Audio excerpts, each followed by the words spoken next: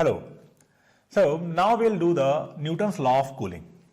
So in previous lecture we learned that whenever there is a black body and there is a surrounding, and if the black body temperature is T and the surrounding temperature is T naught, in that case net heat emitted,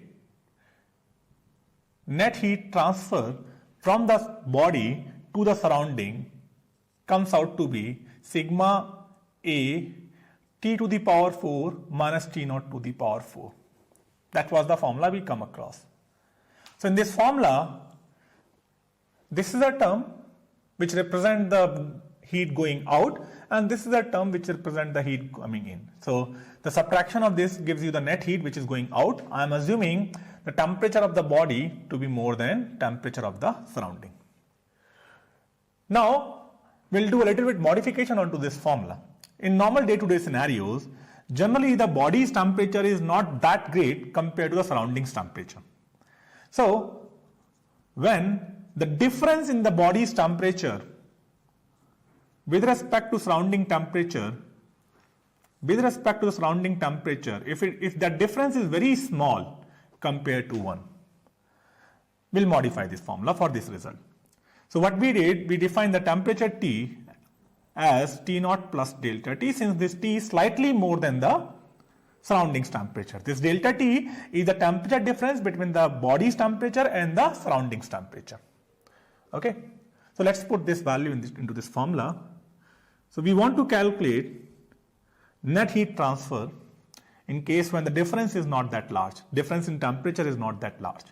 So this Q net will be equals to sigma A T naught plus delta T power 4 minus T naught to the power 4. Now into this formula, if we take T naught common, it will become sigma A, and if we take T naught common, it will become T naught to the power 4, and we'll take T naught to the power 4 common. So here it will remain 1 plus delta T upon T naught to the power 4 minus of 1, because we have taken this T naught out. If you see here, this delta T upon T naught value is very small compared to 1. So in this case, we can apply the binomial expansion. So from binomial expansion, if you remember, in case of binomial expansion,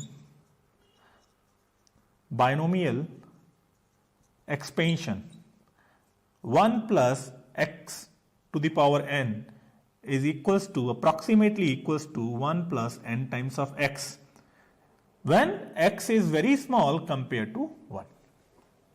Similarly here also, this delta T upon T naught is very small compared to 1. So we can apply the binomial expansion here also. So it will become sigma A T naught to the power 4 1 plus 4 times of delta T upon T naught and minus 1 from here. Now you can see this 1 and 1 will cancel out. So we'll have sigma A, there is T naught to the power 4, and the 4 delta T divided by T naught will come. So here we'll have T naught to power 3. 1 T naught will cancel out. This 4 I am writing in front and multiplied with delta T. So that becomes your net heat transfer, rate of net heat transfer. Okay. So this is the net heat transfer in case when the temperature difference is not that large. And as you can see, the 4 sigma A and T naught to the power 3, this value is constant. This is not going to change because T naught is surrounding temperature, which we always assume will not change generally over a period of time. So this is this net heat transfer from the body, comes out to be proportional to the temperature difference between the body and surrounding. Okay. So this is proportional to delta T. So that much heat will get transferred from the black body to the surrounding. Now corresponding to that heat transfer, this black body, temperature of the black body will come down. So I want to calculate the rate of temperature difference also, how the temperature for this black body will change. Okay. So this black body is generally solid. I am taking it solid. and I'm assuming C, heat capacity of the black body. So if heat capacity of the black body is defined as C, I'm calling it CB. B stands for black body. So if CB is the heat capacity, then if you remember, there was this formula dQ is equals to C dt. So if the dQ heat will be going out, then corresponding to that dQ heat, the dt temperature of the body will change. Okay. So if Q heat is going out, delta T temperature difference will be coming. So corresponding to dQ, the C dt temperature change is happening. We'll take the difference, we'll divide it by the dt time. So this equation will become dQ by dt, and this is the net, obviously. This formula is for the net heat, will be equals to C dt upon small dt. And that too again for net. So you get net heat transfer. This is nothing but dQ by dt. Obviously, this dot is representing the dt is equals to C dt over dt.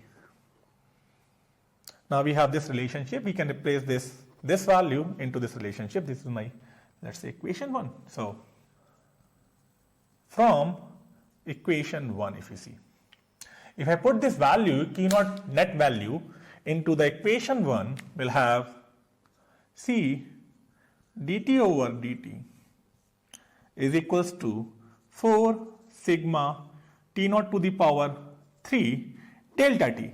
Delta T is the temperature difference between the solid body, this black body, and the surrounding. It's a temperature difference. So this delta T I can write it as T minus T naught, where T is the temperature of black body. So T minus T naught I can write. Okay. And as you can see, with respect to time, this value is changing. So when the time will be increasing, temperature will be decreasing. So here we have taken the positive value. So we have to make this value as positive. So we have to put minus here. Because when the time is increasing, temperature is decreasing. It's a cooling which is happening. So we can say dt over dt is equals to 4 sigma T naught to the power 3 upon C, that is negative T minus T naught. Okay. So here we are having that this differential equation which involves the temperature and the time, and all other things are constant. Let's rearrange the variables. If we do the separation of variable, it will become dt upon T minus T naught is equals to minus of this whole thing. If you see this whole thing, let's for a time being assume this whole thing as a constant, and I'm calling it as k, just a constant.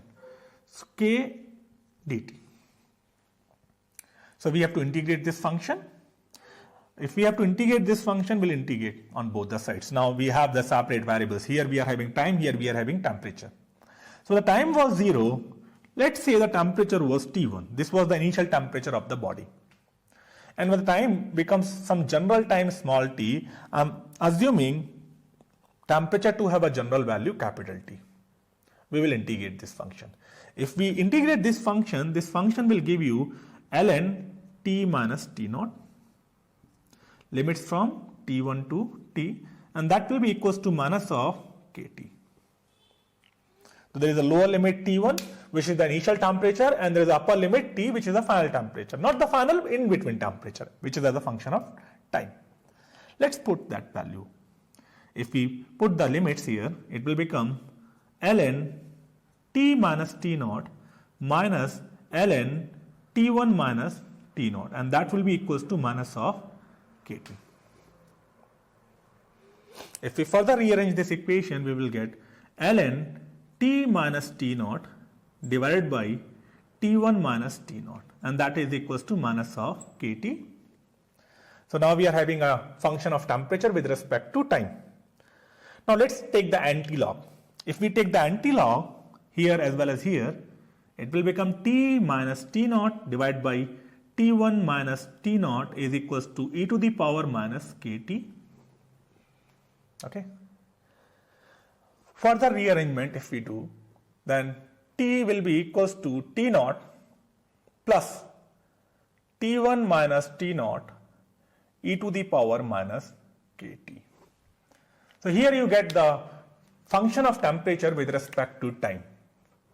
This is your function of temperature with respect to time. This k is a constant. We have replaced this k was this whole value. So we have to replace this value.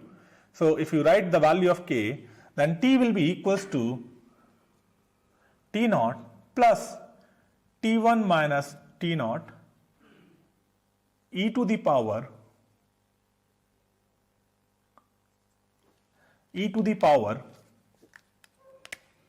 minus, in place of k you have to write 4 sigma t naught cube divided by c, which is the heat capacity for the black body multiplied with time. Okay. So this whole value, or you can write the k value here also, this becomes your final function. So one more time we see. The thing is, earlier we had this formula. This formula was for net heat transfer from the body to the surrounding. What we did, we started calculating this formula for real case scenario. In case of real case scenarios, the temperature difference between the body and the surrounding is not that much. So if we assume the temperature of the body as T, which is T naught plus delta T, and the outside temperature is T naught, and if we say that difference is very small, we keep solving. We put the value, we keep solving, and after solving and after applying the binomial expansion, we come across the net heat transfer equivalent to 4 sigma A T naught to power 3 delta T, or net heat transfer from the body is proportional to the temperature difference. When we get that formula, we wanted to calculate how the temperature is changing with respect to time. So what we did, we applied the formula which is corresponding to the heat capacity. So corresponding to dq heat transfer, net dq heat transfer, that dt temperature is changing. So the dq net is equals to cgt. We applied this formula and we replaced the value in equation 1. And when we keep solving it, we come across the temperature depends upon time in exponential function. So temperature as a function of time came out to be T naught plus T1 minus T naught e to the power minus KT. If we put the time 0, this whole value will become T1, which is the initial temperature. And as we put time infinity, finally the temperature, meaning when you go for steady state, finally the body will have the same temperature as the surrounding, because this whole value will become 0 and T will come out to be T naught. Okay. This whole equation, this whole calculation is known as Newton's law of cooling. So when the difference is not that much, how the bodies gets cooled, that's what we learn in this concept. Okay. Thank you.